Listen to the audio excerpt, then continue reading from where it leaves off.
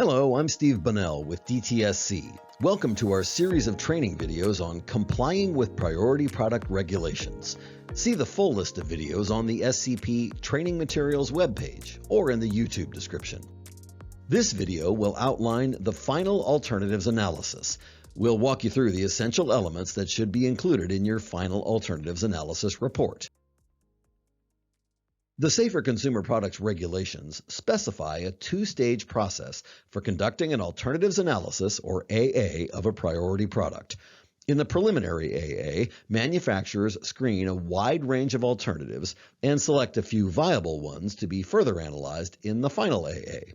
The final AA is an in-depth comparison between the priority product and those few selected alternatives, a comparison that leads to a final decision on which alternative is safer. You may have seen this timeline in other training modules, but here we want to call your attention to the difference in the time allotted to the preliminary AA and final AA processes. As you can see, your final AA report is due 365 days after you receive a notice of compliance for your preliminary AA. The longer time frame allows you to conduct a more in-depth comparative analysis of the priority product and its alternatives. After DTSC receives your final AA report, public comment begins for at least 45 days. DTSC then has 30 days to review relevant public comments. At this point, you as the responsible entity, or RE, could review and revise your final AA report. The amount of time allowed for this depends on the scope and complexity of the public comments. DTSC will review the revised report and, within 60 days, we'll issue a notice of determination, which could be a notice of compliance, notice of deficiency, notice of disapproval, or a notice of ongoing review. There are 5 steps that make up the final AA process. You're not required to follow them in this order. Your report just needs to cover all the required elements. You must reevaluate the factors that you determined to be relevant in the preliminary AA. Conduct an in-depth comparison of the priority product and the alternatives you've identified, including an analysis of product function, performance, and economic impacts. Consider additional relevant information and conduct a more thorough comparison of the trade-offs. And ultimately, reach a selection decision and explain that decision. And finally, produce and submit your final AA report. Of course, finding a safer alternative may have to be a continuous improvement process. You may find that all of the alternatives have some hazards or undesirable environmental characteristics, and that finding a markedly safer alternative would require green chemistry innovation. But in the meantime, you can adopt feasible and less hazardous alternatives now while making efforts to identify future opportunities. We'll cover each of these 5 steps in more detail in the slides that follow. But first, to help you complete your final AA successfully, we'd like to share some lessons learned from our interactions with other REs who've gone through the process in the last few years. It's recommended that you start early in considering which subject matter experts and key players to involve in the process. Other REs have learned of critical information, concerns, and trade-offs both from their own R&D and EHS departments, as well as from external suppliers, purchasers, or consultants. Getting these experts engaged from the beginning can make this time and resource-intensive process more efficient and robust, helping you get started collecting and analyzing data in a wide range of subject areas like performance, hazards, exposure, life cycle, and economic impacts. Use available and reliable information and choose a set of tools that work best for your situation. Make sure you clearly document the data sources, methods, approaches, and strategies used in the analysis.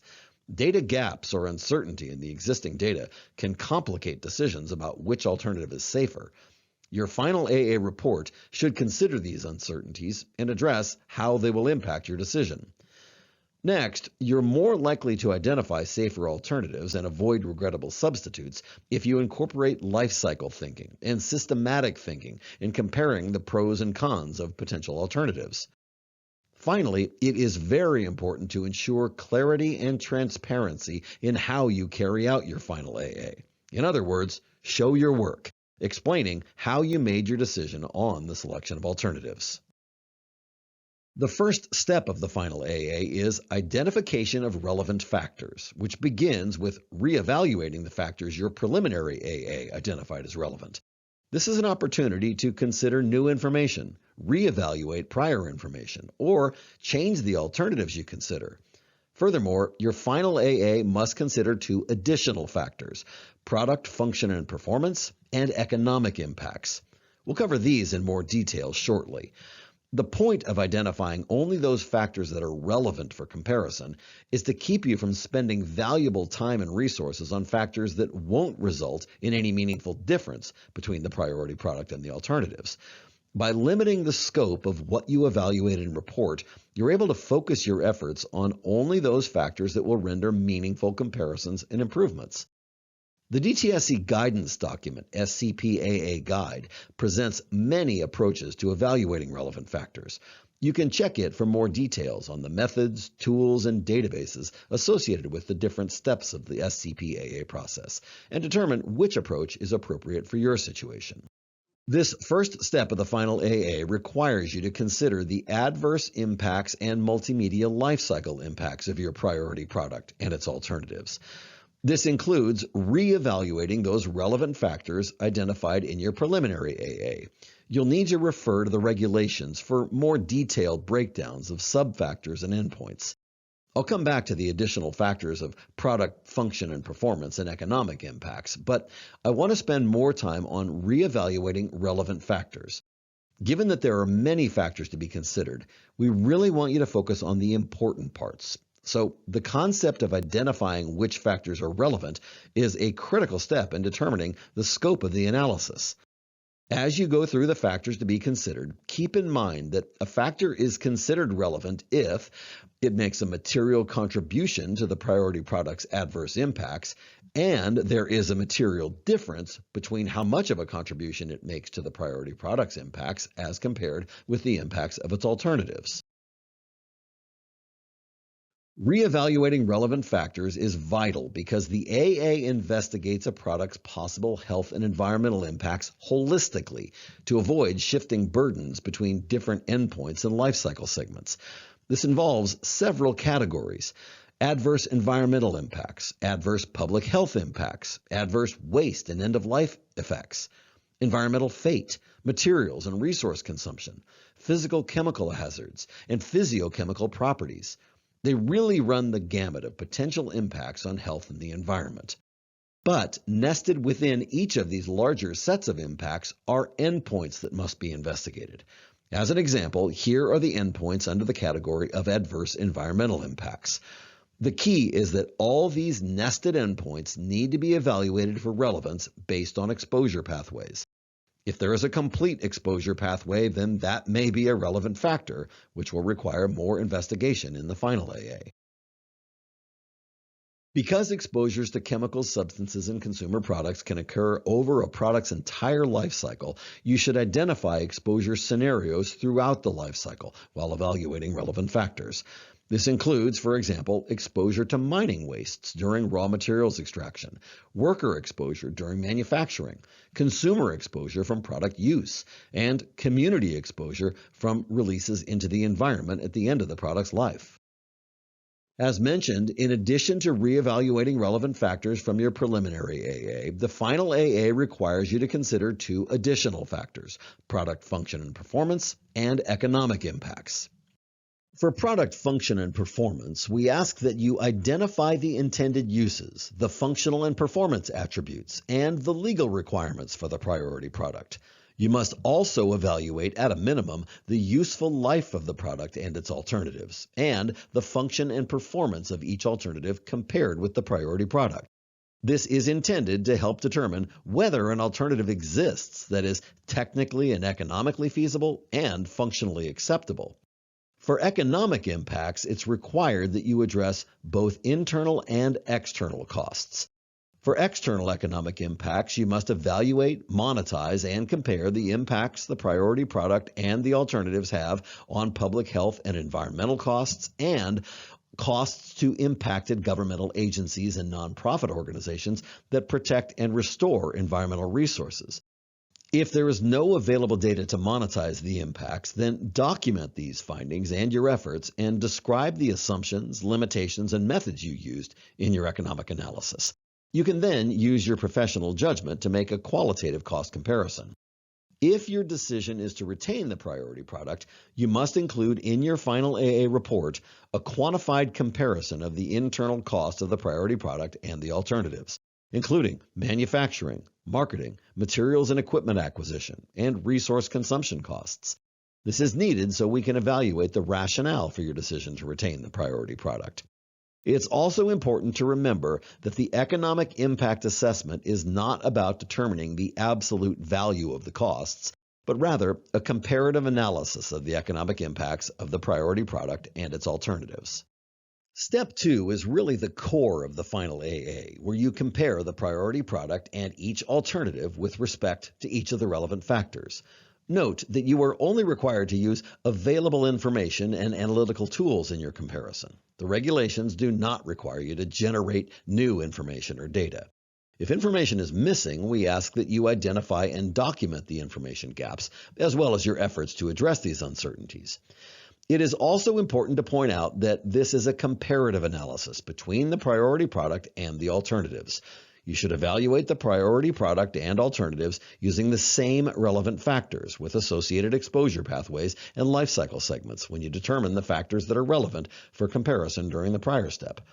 To show your work, you should also identify and describe the analytical tools, models, and software used to conduct the AA and discuss any of their limitations. Here's an example of the summary format or matrix you're required to include in your FAA report. It provides a clear visual comparison summarizing the information collected regarding the relevant adverse impacts and their associated relevant exposure pathways and life cycle segments for the priority product and each alternative. Step 3 is optional. Here, the regulations give you the flexibility to consider information not specifically identified in the previous steps, but that you may consider relevant. Given that anyone completing an AA must exercise professional judgment to some extent, this step provides you with the opportunity to include additional information as it becomes available in the final AA stage in order to reassess and apply the appropriate level of judgment to make sound decisions. For Step 4, the alternative selection decision, whatever your decision is, you should base it on the findings of the AA process and document these findings. The description of your selection decision must include an analysis that evaluates and compares trade-offs between the priority product and the selected alternative or alternatives, as well as a detailed list and explanation of the reasons for your selection decision. This is necessary to ensure that the decision is based on a robust and comprehensive analysis to avoid regrettable substitutions. There are several decision approaches you may find useful when selecting your alternative. Shown here is a commonly used framework that uses a weighted decision approach to consider factors simultaneously. In this approach, you begin with your initial list of alternatives from the preliminary AA, you reevaluate relevant factors identified there, and consider the additional relevant factors required in the final AA, as discussed in the previous steps. Then, you conduct a comparative analysis of all the factors at once for both the priority product and all the alternatives. These factors include adverse impacts and multimedia lifecycle impacts, performance and function, economic impacts, and any other additional information that might be relevant. With this framework, you can evaluate all factors at once, allowing for trade-offs, where a good performance on one factor may be able to offset a less favorable performance on another. This decision-making analysis should help you determine a final selection of a safer alternative, or whether you retain the priority product. Don't expect any alternative to be completely safe. The goal is to find the safer alternative, and your trade-off assessment should be transparent enough to make it absolutely clear why you selected a particular alternative. Again, engaging stakeholders early in your AA process will support the decision-making that will lead to this final alternative selection. The final step of this process is to submit a final AA report that contains your analysis, tools, methods, assumptions, findings, and selection decision.